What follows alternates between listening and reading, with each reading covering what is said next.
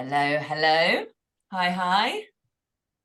Hi, Good the afternoon, good world. morning, good evening, wherever you are. Nice to see you all. Lots of you joining us. We're just going to give it a couple of Yeah. minutes whilst you all start joining today's session. And we are so pleased to be here with you on what a celebratory occasion. Yes, I'm wearing my bling and everything. I can't see it very well, but got all dressed up for at least from the waist up anyway. I won't ask what you're wearing on the bottom half body. Oh, I'd be presentable. Sometimes I always think if somebody's going to ask us, let's stand up and let's just see. Hi, Lisa. Lovely to see you. Please do say hello. Let us know where you're tuning in from. How's your day going? Or have a share. What are you hoping to get from today's session? We want to Yeah. connect with you, so please do say hello. Let us know who is online right now. Where are you tuning in from? What are you hoping to get from today's session? Vienna, Chicago, Houston. Wow.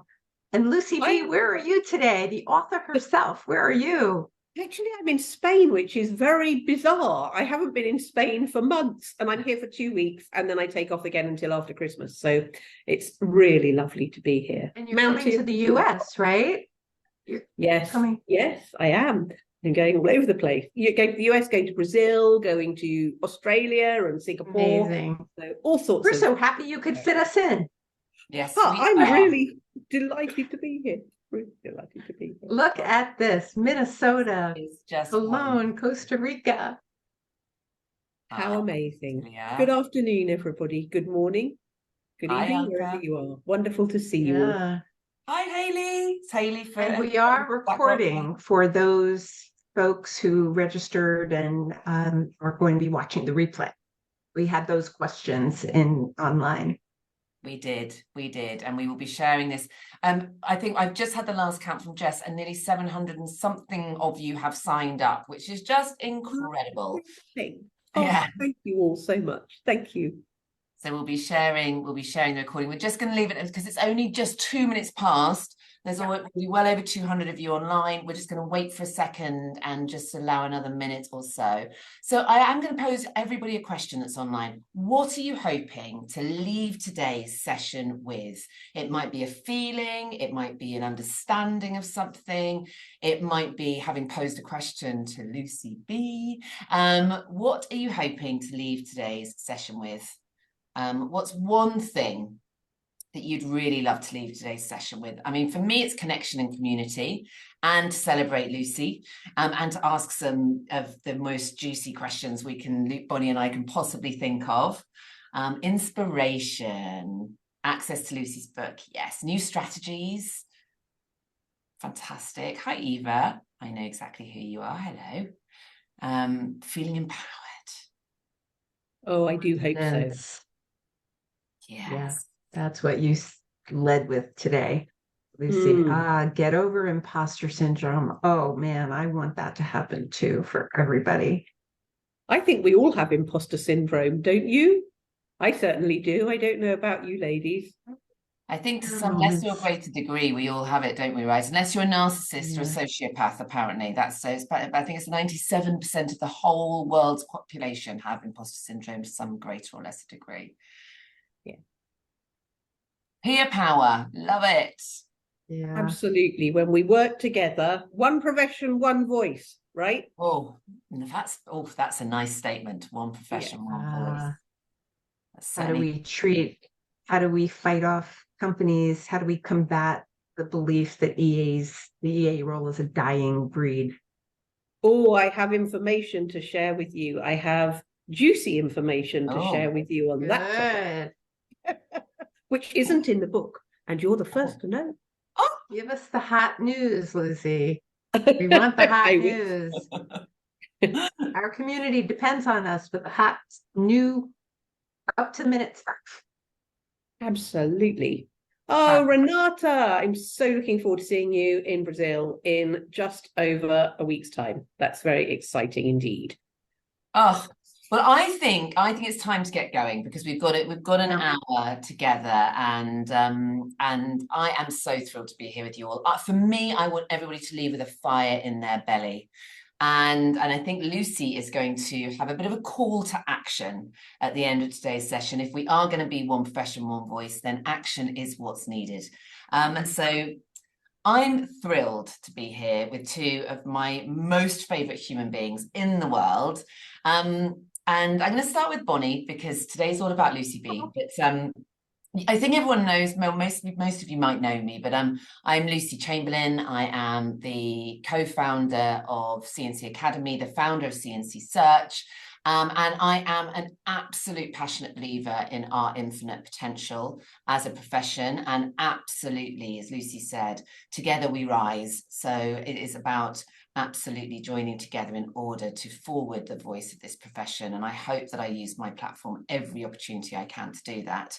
I am with Bonnie. Bonnie, I am sure you know exactly who she is, because she is one of the godmothers of our profession globally. But if you do not, Bonnie is probably one of the best trainers and speakers in the world.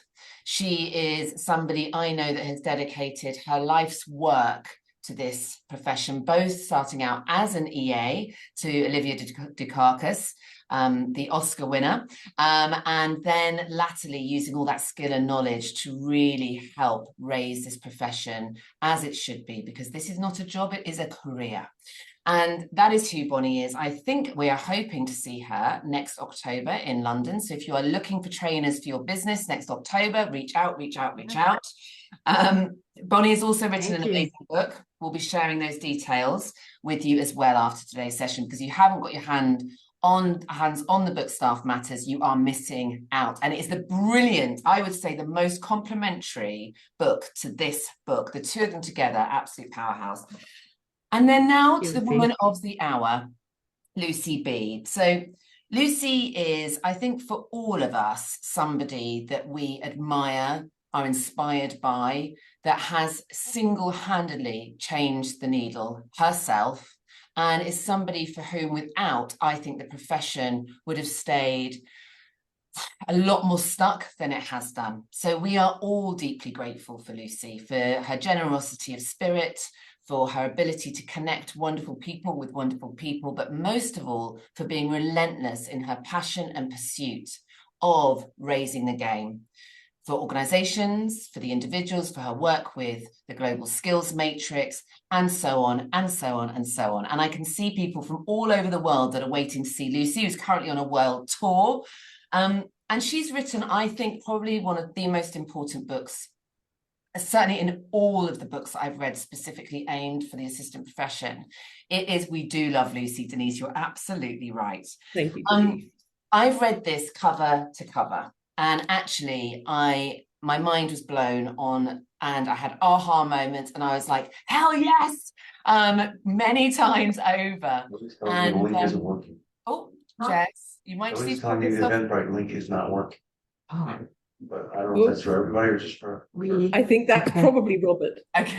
Yeah, we have good? some hot. Robert's trying to tell us that for some people the Eventbrite link is not working. So maybe if Jess could problem solve behind the scenes. We have 231 on there, but thank you, Robert. Yes. I mean, we know we'd only interrupt if it worked. Yes, can you share the link with everybody that's signed up again?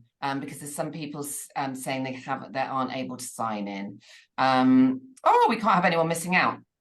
Okay, so just whilst I was in my mid-flow of eulogizing about this book, but let me carry on. So it is a business critical book, not just for the assistant community, but for your executives and HR. So one of the things that we're going to be doing is we're going to be offering up this book to 30 of our HR professionals when they come to our HR roundtable, because that is how we're going to create change, top down, bottom up, and all of us in the middle together. So this book sold in 1 week, not every week, but in 1 week, this book sold more books than Brené Brown. So if you don't think our profession matters, that in itself will tell you, yes, it does. Yes, it does. Now, I think I have kicked off with exactly woohoo. I think I have kicked off with talking enough. And so I'm going to hand over to Bonnie for the first question to Lucy. We have so much, we're probably not going to be able to pack them into an hour, but maybe we'll come back and maybe we'll do part 2, because I think I've got about 30 questions that have come through already. Yeah, so. only 30. Yeah. Oh my gosh, I'm so honored to be here with Lucy Chamberlain and the amazing Lucy Brazier, with whom, Lucy B, you and I have been talking since it feels, I think, 2010, when you were launching the magazine, and from the very beginning, like this modern day assistant is not new news. You have been working tirelessly for well over a decade. And I know that personally, as you started the conferences, and this profession means so much to you. It is inside you. And in the book, I was struck by numerous times in the book, you would talk about changing lives, changing lives. What is it that drove you to write this book? And what do you mean by the desire to change lives? Could you fill us in on, what people can expect? Tell us, give us the backstory here. So I think the backstory, in all honesty, is that I never felt like I fit. I made it right to the top in my chosen career. My parents were both theatrical people, you know this, Bonnie, right? And when I came out of school, I went and worked in bars, and my father tried to get me into working in the theatre. He actually sent me to his agent, who at the time was one of the top agents in the world. They were looking after Anthony Hopkins and Michael Crawford and all those kind of people. And the idea was that I would start as a junior and I would build my way up. But I went to my first day there, and the whole day they called me Peter's daughter. And I came home and I said, Dad, I really don't think I want to do that. I do want to be as successful as you, but I want to do it in my own right. So I went off and I started working my way up in the publishing industry, and that was a total accident. And by the time I finished, I was really as powerful as he was in the television industry in my own right. But I always felt like it was a rat race and I wasn't a rat. And I was really bad at fitting in with everybody else. And I didn't feel particularly like I was taken seriously, because I was also a woman in a very, very male-orientated world. And so as a publisher, you're always looking for campaigns. And when I started this magazine, many of you know that I started it because I knew it was 500 million women worldwide, and I thought it was a good market, and I could see pound signs in my eyes, if I'm honest. As a publisher, it was a really good bet to come after this marketplace. And very quickly, I think about 4 months in, I realized that it was 500 million women who really didn't feel empowered, who didn't feel recognized, who didn't fit. And it just went straight to my heart. And I don't know why. I just feel like it is my mission to do it. It's a whole heap of all sorts of different things. But really, I got very passionate very quickly. Tell us, you have changed so many lives. And to feel empowered to really do what it was that you were meant to be doing. Mm-hmm. Can you tell us a couple of stories about, what those stories that keep you going, that examples of people who have done it, who've done the thing, hard thing? Oh, we're just losing Lucy a little bit. No, Yeah. Yeah, Lucy, you froze.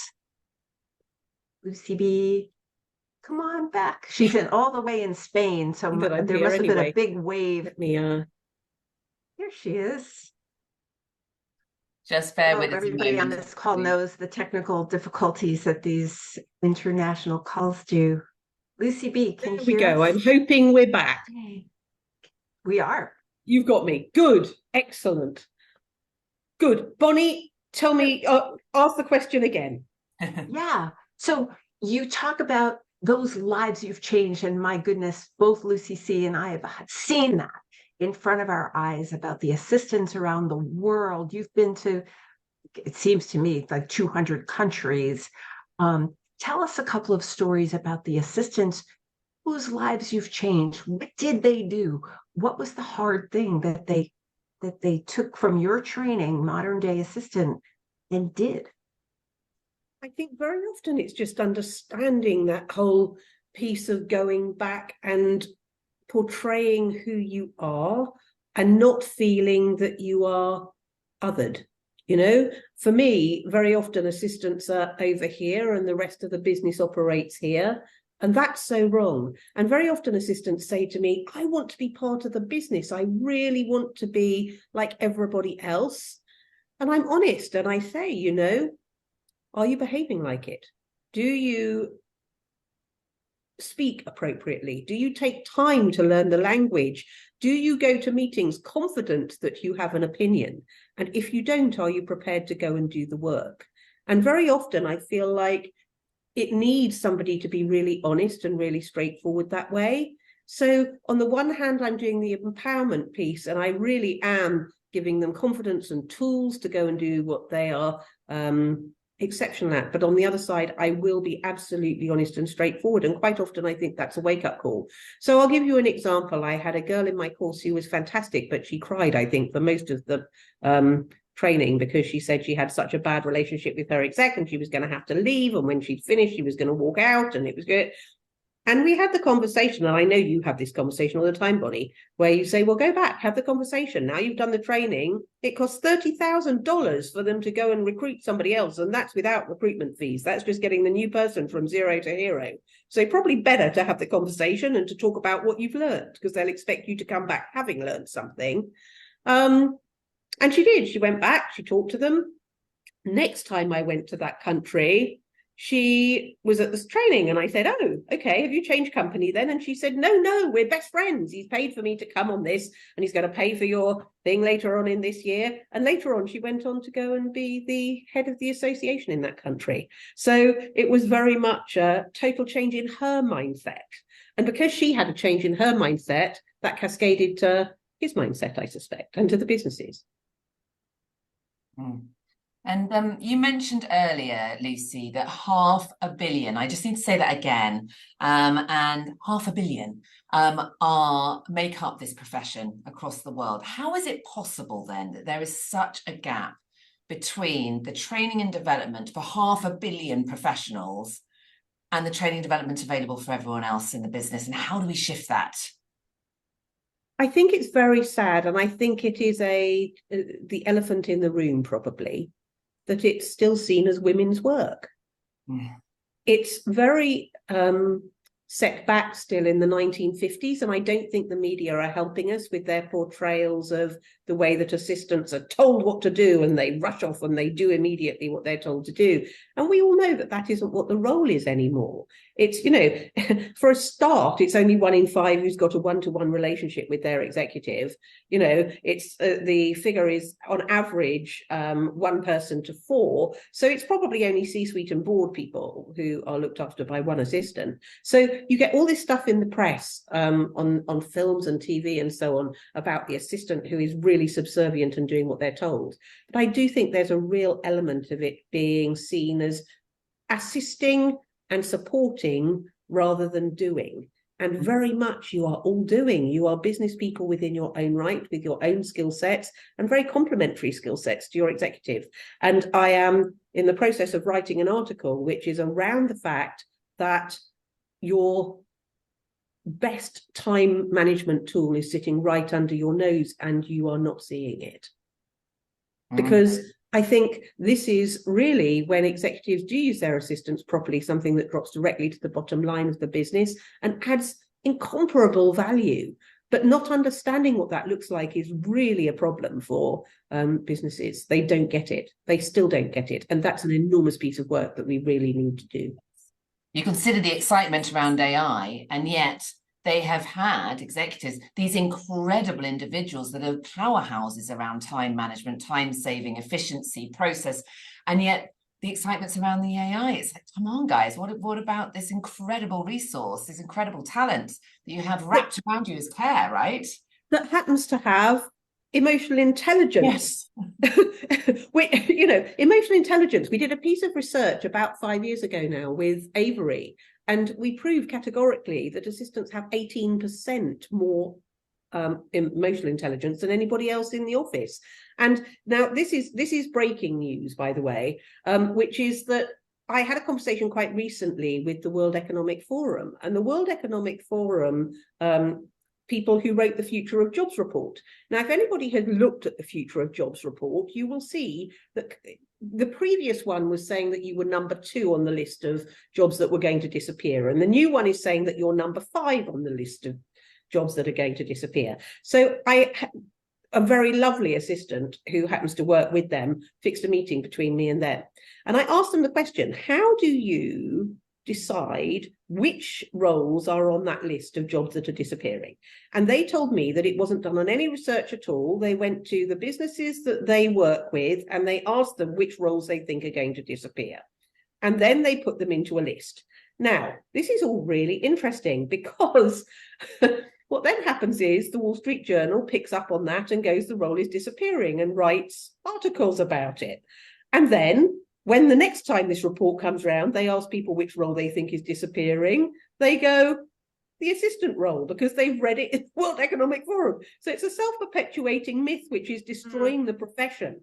And actually, Glassdoor is saying that you're in the top 10 roles of the future. So to me, it's so interesting when you look at the top 10 skills that they're saying are necessary for the future of jobs, every single one of them is one that I would put in a skills base for an assistant.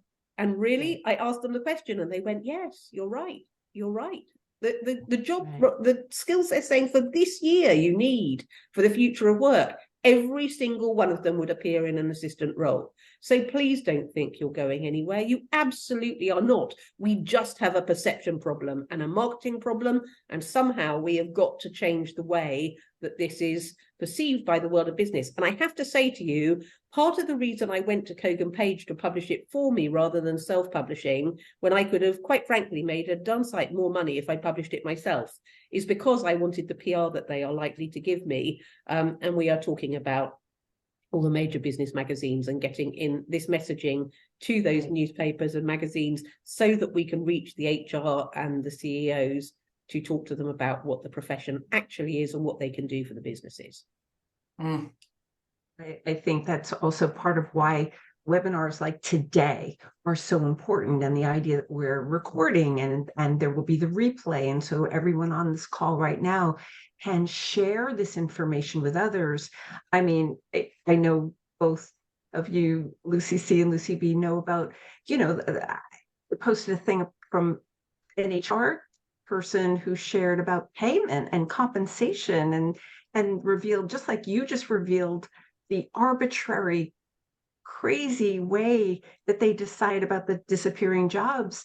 There's also a reality that HR people say, well, we'll offer people the least amount that they will say yes to. And that's super important for us to share on webinars like this. So, I think that's, certainly your book reveals the hard truths about what this is, about what we're facing. And then we get to then make some moves from the staff themselves, going to HR and going to leaders. But Lucy, you've been in conversation with HR people and leaders all over the world. Do you see, Lucy C was talking about training. Do you see there's an increased interest in training the administrative staff? Are more budgets being created? Do you feel optimistic about that? I think we start from talking to businesses about Global Skills Matrix so that they can see that there is a career progression for assistants. And once they understand because coming out of COVID, all businesses are being tasked with looking at what the value is of each employee. And for the first time, that's including assistants. So they're coming and saying, talk to us about how we can prove what the value of an assistant is. And of course, we're doing that with them. And we're talking to them about Global Skills Matrix and how you take each level and you fully utilize that to add value to the bottom line of the business. Once they understand that, then it's very easy to talk about how we work out the skills gaps, so that then they can do the training that they actually need, rather than going, we need to train the assistants, and not really understanding what that looks like. So I think Global Skills Matrix is really key here. to this whole thing. And again, you know, if we're talking about organizations that don't help us, Wall Street Journal, the World Economic Forum, certainly, but the other one in America is the Bureau of Labor Statistics, because the Bureau of Labor Statistics has one level for assistants, and that is a reactive, task-based 1950s assistant, and everybody else is lumped into management. So if you are higher than that, you are in the management category. So when they're saying this role is disappearing, that's because they're looking at that particular level. I don't know whether you saw it, but there was a graphic that was, if America was made up of 100 people, how many people would work in which roles? And the top one, 13 people out of the 100 would have worked in administration. And that's without including all the management roles. So it's a massive chunk, and certainly the biggest employer of women worldwide. We've got to get this right. You know, we need to change the working lives of 500 million people, and that's no mean feat. But I think we can do it if we have your help. This isn't down to me and Bonnie and Lucy C. This is down to you guys reading the book, getting inspired, and all of us going and doing those conversations. That's so interesting. That really touches on, because by and large, the assistant community isn't the problem. We are stuck in a paradigm. You know, it's a bit like that very famous analogy. We're all fish in a fish tank and the water is dirty. So we have a big problem because we're all swimming in that sort of stinky water right now, and we need the water to be changed. But to do that, it has to be top down, bottom up. So we have to engage our HR, our executives. We have to have these conversations so that they can come on board as allies too, and they understand what's in it for them. Well, I mean, a much better staff retention, greater culture, greater productivity, more impact, more influence. And this leads me on to chapter 3, which is one of my favorite chapters. So you talk in that chapter about servant leadership, and you talk about the move for this role into middle management. And I could not agree more. And I'm so proud to view myself as a servant leader. And I know you said that yourself in that particular chapter. So what mindset shift is going to be needed from the assistant community to embrace their role and embrace that title, and to look at ourselves or look at those particular professionals as middle management? I think if we're talking about leadership, we have a view in our heads very often of thinking about leadership as being right at the front and leading the charge. And when I'm doing my course and I say, give me some words that a leader is, and we get loads and loads of words, and we run through them at the end and go, well, that's you, no? Right? So it's... You list some of those and they're really powerful. Yes, definitely. I think really it's misunderstanding that leadership is authority, and it isn't these days, it's influence. Yes. And I think assistants are very influential within their businesses. So it's about understanding your power and understanding your executive's power and your skill sets and their skill sets, and where they work together in order for the business to really thrive. And there's a whole heap of stuff in there about changing your mindset around goals, because goals used to be something that your executive had, and it was very rare for assistants to have goals and KPIs set. I know, because you're forever writing to me saying, they've asked me to write goals and I have no clue. What are we going to do here? But to me, it's about looking at the executive's goals and working out how you can support them to reach them. So whereas in the past you had the executive who was kind of given a goal and was traveling on this journey to go and hit the goal, and the assistant was running along behind going, hey, how can I help? Tell me what I can do to help you hit your goal. These days, it's very much more about you and the executive understanding the goal together and collaborating, both of you bringing those skill sets that are unique to each of you to the table, so that the two of you are working forward together to hit the goal at the end of it. So you're both leaders in your own right. And to me, the whole servant leadership piece, whenever I say you're servant leaders, I get people going, I'm nobody's servant. I don't want to be a servant to anybody. And I say, well, yes, but I consider myself to be a servant leader also, because my role is to make sure that you are absolutely the best you can be and that you're achieving everything you can. And your role to your executive is to do the same. And you have got that servant mentality. You have a servant heart. Otherwise, you wouldn't want to be in this role in the first place. You would want to be the one who was out front making the decisions. So embrace it. Understand there's a real power in that. And suddenly it becomes your ultimate role, I suppose, your ultimate power to be able to support and to be able to help your leader to get to where they need to be. And that trust piece is so key to that. I feel like, you know, the assistants that I've worked with where the trust is total and I am able to say, I'm out on the road and I'm throwing everything else behind me for you to make happen. They are servant leaders because I can't move without them pulling everything together. I'm out there doing the things I'm incredible at, and they make the whole of the rest of it happen. So that partnership is so important, I think.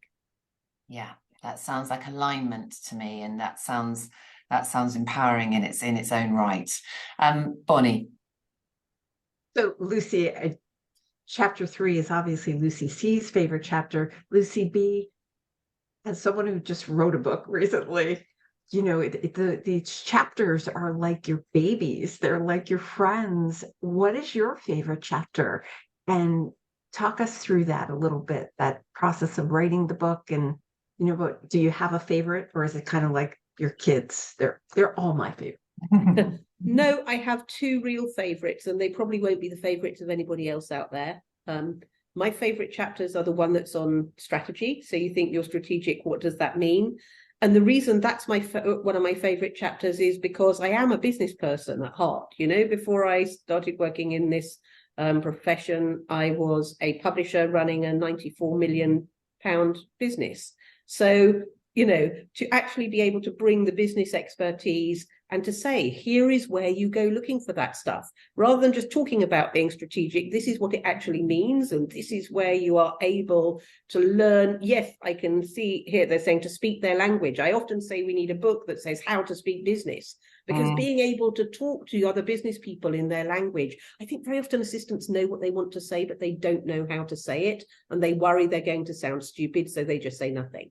And really that chapter for me was the most exciting, because it was, okay, let me give you my business knowledge. But I liked all the bits also where I was able to say as a CEO, this really is useful to me. So if you're wondering whether you should be doing this stuff or not, as a CEO, absolutely, you should be doing this stuff.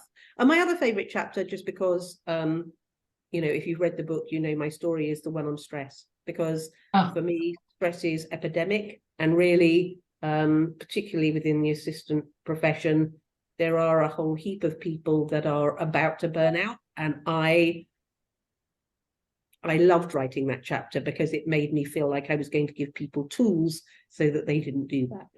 We did a survey, Lucy B, this month for all of the candidates that we've interviewed, and nearly 71.5% of all those interviewed were leaving their roles due to stress, anxiety, burnout, and that family. So that's a huge statistic. I mean, obviously it's a snapshot, but we interview a very broad range of assistants every day. So strangely, that was one of the questions I had for you.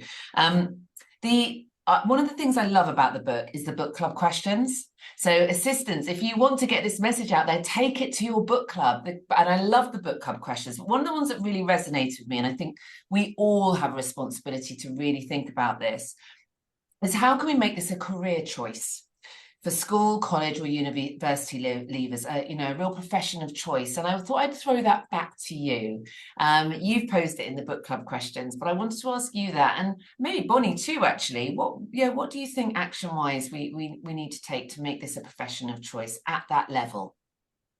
I think it's a combination, really. It's a combination of enhancing the image of the role, because we definitely need a marketing campaign. I keep sitting there and starting to write a marketing campaign, and how we do that. I think it's very much improving the opportunities for growth and development. Nobody wants to enter a dead-end role, and actively promoting it as a valuable step in a broader career journey, because not everybody wants to stay in this profession. Of course, we love the ones that do, and we're very much here for the career assistants, but not everybody does. So I think it's kind of redefining and rebranding. So moving away from that traditional image of secretaries to more modern and dynamic roles. And I really like the administrative business partner. I know that when Anne Hyatt was tasked with employing as many men as women, she changed the name on her job role descriptions to administrative business partner and had as many men apply for the job as they did women. And it suggests you're doing, as I said, rather than assisting. I think it's highlighting the really diverse range of tasks and responsibilities that there are, from project management to customer relationships to the fact that you are a leader in your own right, and then promoting this skills development. So making sure that you are emphasizing the skills that you can get in this profession, and why that is transferable and valuable in other professions if you are wanting to move, looking at more certification programs so that it's very clear that if you are really amazing in this profession, you're going to be able to move forward, whether that's staying here or whether it's moving somewhere else. And I want to see paths for both. So career growth opportunities within the profession, but also it's so interesting. I just before COVID, I did a huge piece of research, which was over 3,000 people. And I don't know if you remember, there was about 100 questions on it. And you were also generous and did that for me. And then literally it closed a week before COVID hit. And I was tearing my hair out because I was saying, well, this is totally useless. And recently we said, well, actually, if we go back and we look, we might see that we could do a before and after and compare the two, and that could be really useful. So when I started looking at it, I suddenly thought, oh gosh, I do wish I talked to people because there's so much more that I want to know. So I've done now about 25 hours of talking to assistants, some of the really top ones that we work with. The most frustrating thing they are all saying to me is, if I want to get promoted, I have to leave. I am at the top of where I can go. There is nothing else for me. So either they create some BS job title that is going to mean that I can then go for more money, or I have to move role, or I have to come away from being an administrative professional and go into a different job in order to get a pay rise. It's just nonsense. So I think, this career growth within the business, so that there is, if you're a senior assistant, still somewhere for you to go and different pathways. So maybe if you want to continue in the administrative section, then fine. But like everybody else, if you want to move, they go, no, you can't move anywhere else in the business because you're an administrative professional. Whereas almost everybody else, they would give you opportunities to look at other departments if you wanted to. So, and then, of course, I think we need to engage with the educational institutions. We need to make sure that we're at career fairs. We're forever saying you can't be it if you can't see it. So let's take some of the really extraordinary assistants that there are out there and make sure that we are putting film of them or interviews with them or them on stage at career fairs and at universities to talk about what an exceptional role this is and what you can do to climb the corporate ladder if you become an assistant. And of course, salaries. Salaries, we need to look at salaries. We need to look at benefits. We want to make sure that they are as competitive as everybody else. And I could probably go on forever, but there we go. Lucy, what you just touched on there, sorry, Bonnie, just before I hand over to you, is something that really, it just came to me while you were talking about a marketing campaign. And when we're talking about school leavers, college leavers, university leavers, we've got to stop referring to the assistant population as the hidden heroes or the hidden champions that we need to rise up, because the more we say that, if I was leaving university, I don't want to be a hidden hero. I don't want to be shoved away in a corner waiting for somebody to spot me. I want to be somebody that creates impact, influence, that has a sense of purpose, that is absolutely a critical part of working towards company goals, and it utilizes my project management, my management, my communication, my marketing, my influencing skills, my negotiation, my organizing, my time management, my productivity skills, all of the above, because that's what assistants do, especially. Yes. So I think we've got to stop talking about the profession in that way, and we need to move on, and we need to say it as it should be, not in the way that we're currently referring to it. And actually, for me, I'm never going to refer to it in that way again, because we're not going to change the marketing and the perception unless we shift how we're talking about it. Right. Agreed. We've got to showcase the role's importance. Right. And something else has just come to me, and then I am going to come to you, Bonnie, sorry. But I think tech is huge in this profession right now.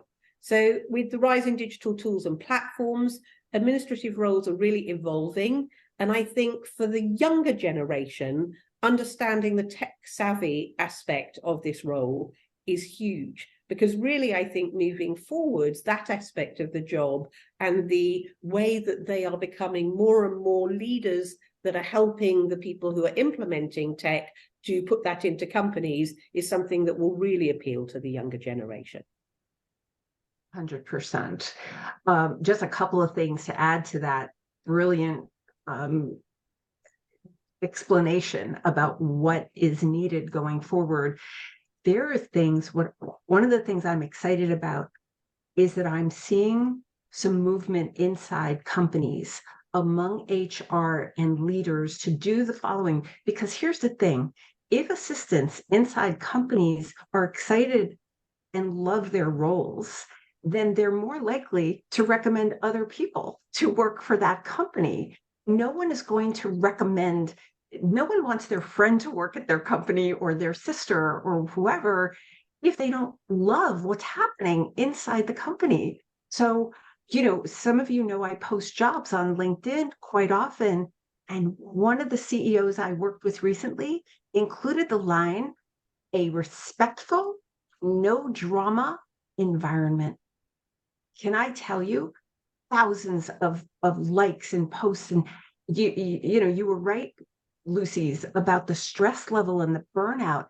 As soon as HR and leaders catch on to this idea that really the most powerful group of people they've got are their current employees, are the people already on the payroll. And so quickly, what's happening is that on the website, the careers tab, they're using language like no drama, kindness, respect. Those words are powerful words. And then some companies, using language that articulates not the hidden heroes, but the people who are really contributors and influencers inside the company.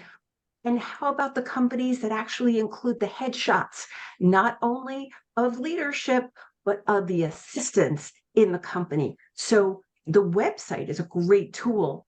The job descriptions, and last thing I want to say is every person on this call, everybody listening, one way to change perception is have an accurate to the minute job description of what you're doing right this second, right this minute.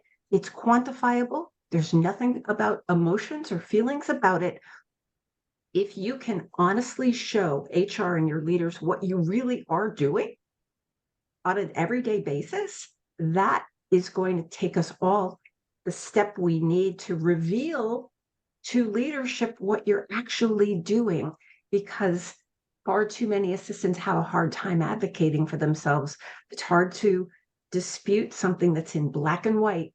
So I think there's a lot of opportunity starting with the job description. What do you think on that? Absolutely, 100%. It's got to start with the job description. How are you ever going to talk about what you're doing above and beyond if you don't have a job description that says that what you're meant to be doing in the first place? How can you have businesses that HR doesn't understand have what time the role to do is? it. No, HR's not revising them.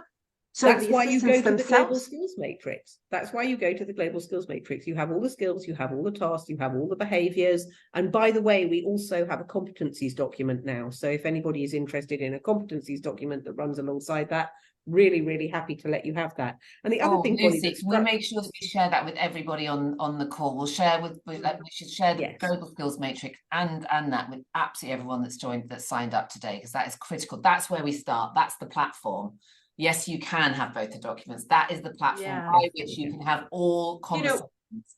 The thing that Lucy's book lays out so brilliantly is that HR and leaders don't have all the answers. The assistants are so capable and competent. It is about revealing that capability and competence. Would you say, Lucy B, about it really does in large part come down to the perception issue. And one of the questions from the attendees, Lucy B, is your advice about how to brand themselves. You're the marketing queen. How can EAs brand themselves so that the perception will change and that they will be viewed with more respect and acknowledgement? Oh my word, that's about 2 chapters worth, I think. But yes, I think it's so many different things. And it is really, for me, about your own perception of yourself before you start. You have to understand that you are a valuable business talent. not just a resource. We've got to stop thinking about assistants as a resource and start thinking about them as talent and managing them that way. So to me, you know, everything from the way that you carry yourself with your body language, to the way that you are speaking to other people, to feeling confident to saying, I would like to attend that leadership meeting because I need to get the information from there, and talking to them in business terms about what doing that will do for them and for the business, understanding what your worth is. It sounds like it's really trite and that I'm skimming the surface, and I am, because it is so much of the content of the book that needs to go into that answer to that question. But I think it starts with understanding what your role is and then living that, probably. And you May I just add to, you know, how about the way we show up on camera? How about the way we show up on LinkedIn? Headshots and banner images. I mean, Lucy B, do you believe that that's of value? I do. I think so much of it is down to confidence, though. It's about having the confidence to do that stuff. And in order to have the confidence to show up on, and I know we can say, well, you fake it until you make it, right? But I do think that really understanding your value to the business and understanding why the business needs you gives you that confidence so that you are able to make a confident contribution to your relationship with your executive and to your business.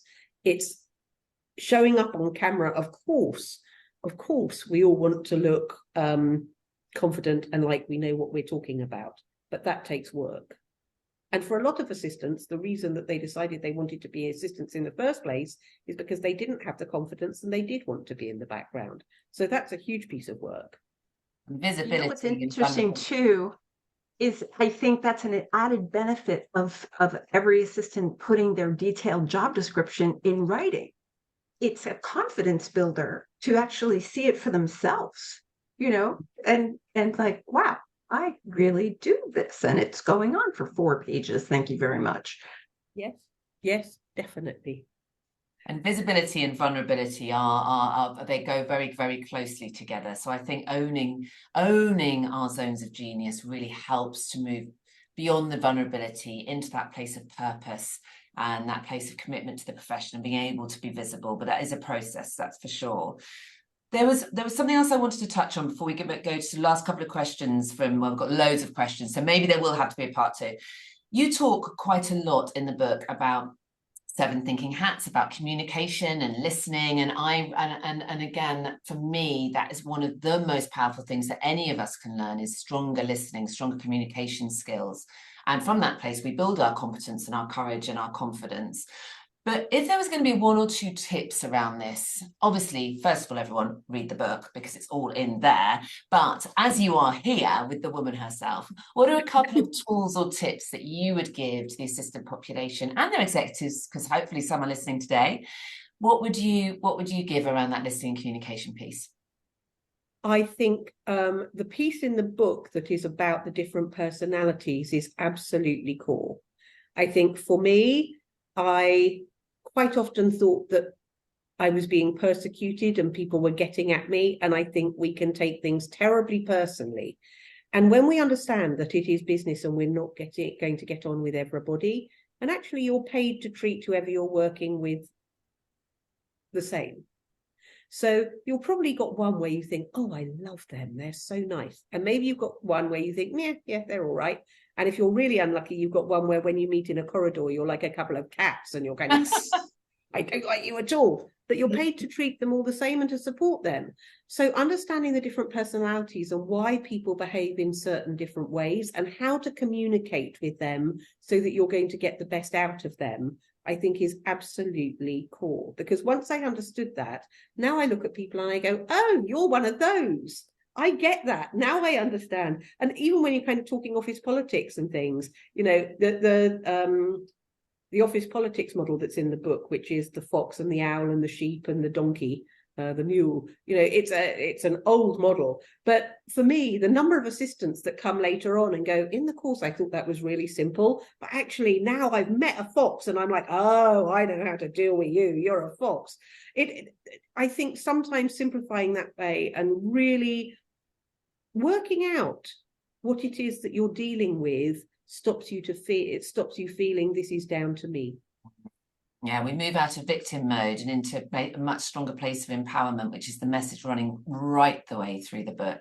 Bonnie, we've got a couple of, if anyone wants to ask a question, we have the last 10 minutes to ask questions. And Bonnie, I don't know if you wanted to, I'm sure you've been, I've got reams of paper printed off with everybody's questions on them. But was there anything, Bonnie, you thought we needed to make sure that we covered today? Well, I have a personal one for Lucy, and I haven't actually heard her talk about her OBE.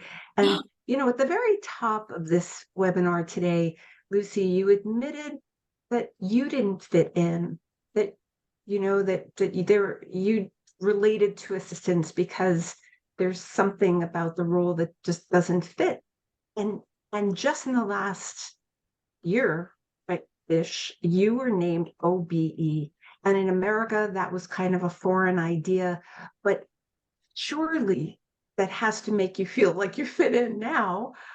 May we know, has that changed your life at all? And has that informed the book and the way you wrote it, the people's reaction to it? You know what I mean? How, you know, now that you have those letters after your name, has it changed your life? Would you like to talk about that? For those of you that don't know what an OBE is, it's an Officer of the British Empire Award, and it's awarded, actually I was awarded it by the late Queen, but then because of COVID I didn't go and collect it until July, and I went to Windsor Castle and collected it from the King, and if you look online you'll see there's all sorts of photos of me in a very silly hat. But I think it opens doors, mainly because the government in the UK spends 2 years researching you before they allow you to have the title. So certainly in the UK and Europe, you will find that businesses will understand what that is and will then say, oh, okay, you've been checked out, so you're all right. And obviously it's for services to office professionals. So I get a nice reaction when I say that that's what I did. And for me personally, going and meeting the King was such an absolute joy. It's hilarious, actually. There was a string quartet playing over here, and my mum said to me, did you notice that they were playing your favorite piece of music, which is the Enigma Variations? And I didn't notice that at all. And my other best friend said to me, was Johnny Thompson there? Because what that man can do for a kilt, he's one of the equerries. You has to be seen to be believed. And I didn't notice him at all. And when I came to look at the photographs, he was standing right behind King Charles. So, you know, but I was fascinated with his face, King Charles's face. And I did tell him, by the way, he said, so what do you do? And I said, who do you work for? He said. And I said, well, actually, I work for myself. And what I do is I train assistants all over the world how to best work with their executives, including yours. I've trained the assistants at Buckingham Palace and from all the other palaces, I said, so that you can get on with doing all the things that you're amazing at. And they fill in all the detail behind. And I made him laugh, which really made me feel very good. So has it changed my life? Probably not. It was an amazing, amazing experience. My parents, who are really quite elderly now, were absolutely thrilled, and it was a wonderful day. But I don't know. I think always we have imposter syndrome, and I certainly feel that my vulnerability is part of what makes me successful. It's about the assistants. It's not about me. And I will do that till the day I die. If anybody comes to me and says, we want to do this with you, can we work with you on this? My first question is always, is it right for the assistants? And if it's not, I'm not interested. Right. Well, I'm hopeful that those letters after your name there may be some people out there who somehow decide to take you more seriously, or, you know, they're going to listen harder in part because of that. You know, it's a tough world out there. We need all the advantages we can get. It's true. It's absolutely true. Thank you. Lucy, our pain becomes our purpose so often. And in writing a book, and I know that when I spoke to Bonnie, a while ago, just before her book was published, it's a huge undertaking, huge. I think one of the biggest things anybody will ever do is to write their first book. It's massive, but there's obviously a driver behind, a determination, a desire. So if there was going to be one or two things that this book created a legacy of, what would your, I guess, when you have that dream of writing a book and what the result would be, what's one or two things you really hope this book will help to shift, change, create? It's very simple, really. I don't want anyone to feel that way anymore. I spoke, I'm name dropping now, but I spoke to Zelda Lafrangi, who was Mandela's assistant, who is the patron of the foundation I'm involved with, back in 2015. And we were talking then about the Global Skills Matrix and what I was hoping it would do. And she said, holy cow, Lucy, if you get that right, you're going to change the working lives of 500 million people. And I was really overwhelmed by that. And I went home that night, and they had a film called Made in Dagenham on television. I've watched it.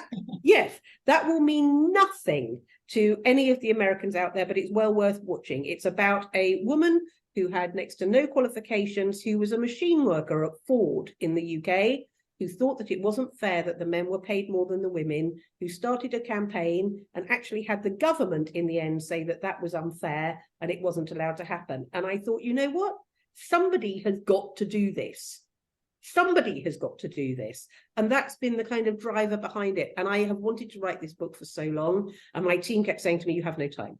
You can't do this. You just don't have time. And actually, they were right. I didn't have time. I wrote it on planes and I wrote it in hotel rooms. And I literally downloaded it from my brain to the page. And that bit was easy. It was the editing piece that was really hard, and what to leave in and what to take out and what to... I don't know. I loved it. I loved writing it. And then I was terrified because I was sitting there thinking, oh, gosh, you can't change anything now. But to me, I just want for businesses to take this role seriously. You could change the entire economy of so many businesses if they use their assistants properly. And we have just got to get them to understand what it is that you do. And I don't understand why they can't get their heads around it. And I thought, well, if I can get this out to thousands of people in one go, and everybody is talking about it, then all of a sudden we might find that we have the influence between all of us to make it happen. Oh, what a beautiful sentence. I'm ready. I'm fired up. How about everybody on this call? Are you fired up? Lucy B., what is one last thing you want this group listening now and in the replay to do? What do they do? What is their call to action besides buy the book, read the book, understand the book? Give the book to your executive. Let them read it, because I think that will hopefully clarify what we're trying to do. But also download the Global Skills Matrix. Take the Global Skills Matrix and say, I will talk to them on your behalf. I am really happy to talk to them on your behalf if you don't feel like you understand it enough to do it. It's really simple, actually. But let's just get this movement going. Do you know, by the way, BlackRock has just got Global Skills Matrix over the finishing line globally. How exciting is that? And they are doing a case study that we're hoping to release with Harvard Business Review in about 18 months' time. But when businesses that size start shouting about it, it's going to be exciting. And Hayley's on the line, Hayley Cole at the moment. I saw her earlier joining. Yeah, people are fired up, Lucy. And it is going to take all of us. None of us can do this alone.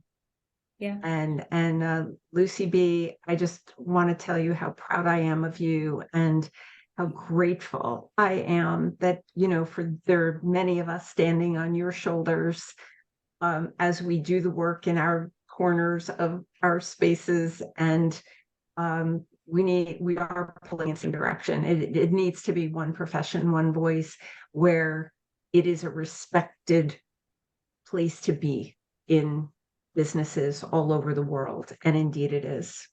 Can I say one more thing just before you go, which is that we are out the other end of COVID and we are reinventing the world of work. And I know what you are all like. You go, let's see what happens with everybody else, because we're not so important. And once it's all shaken down, then we'll work out where we insert ourselves. Now is not the time to do that. Now is the time to be right at the front, with your little yellow books going, this is where we insert ourselves. This is what the future of this profession looks like. And let us help you to create a world of work for the rest of the staff where we are freeing you up to go and do the things that it is that you are paid to do. Well, the emotion and the emotional charge, and actually, as Bonnie was talking there, I've had to dab away a little tear myself, because we do stand on the shoulder of giants with you, and we are so grateful, deeply, actually. Gosh, I'm getting emotional, deeply grateful for you. And I know that everybody on this call, you've no idea what Lucy sacrifices, what she has sacrificed, what she gives, what she's had to put up with actually along the road to deliver what she's delivering for the profession. And that is because she's an extraordinary human being. And I'm grateful to know you. Thank you for all that you do and continue to do. And please share this far and wide, because together we can make change possible. Yes.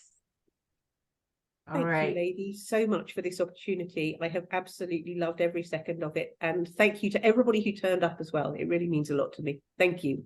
Let's go do this. The world. Big hug. We love you. Let's do this, folks. Thank you.